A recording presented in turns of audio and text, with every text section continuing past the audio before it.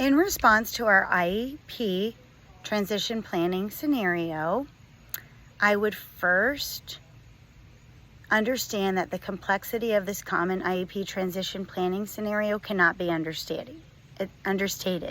It's important that special education teachers balance family wishes with legal requirements and students' needs, but this can be tricky. I've actually personally experienced something very similar to this.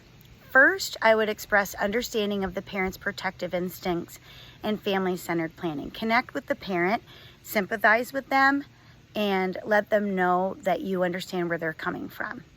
Next, I would recognize that the parent's response likely stems from fear about their child's future, desire to protect their child, cultural or family values about caring for family members, possible concerns about their child's independence, or uncertainty about transitional services and their benefits.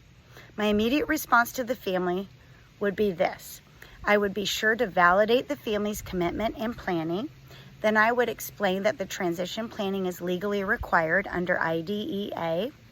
Next, I would clarify that school-based transition services can complement family plans so we can reach a compromise and a happy medium. So it can be like a win-win situation, and I would connect with them on that level.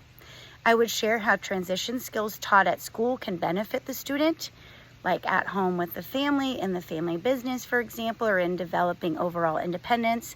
I would kind of elaborate on how our services can complement the student's skills and then benefit the family in the long run.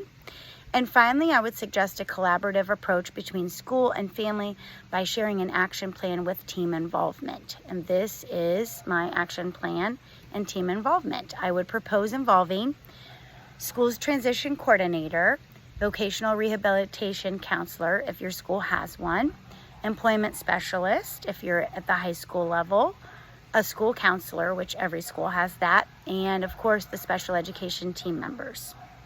I would also share my intentions to follow up steps, including scheduling individual meetings with the parents, sharing success stories of other students, providing resources about transition services, documenting all discussions and decisions, considering pre-IEP planning meetings, and developing comprehensive transition assessment portfolio so that we are keeping all of the things, so maybe like a shared Google Doc among the team. That always seems to work in the cases where I've had transition meetings, where all of our information is being dumped into one file and then we can easily access it and refer to it also during the meeting.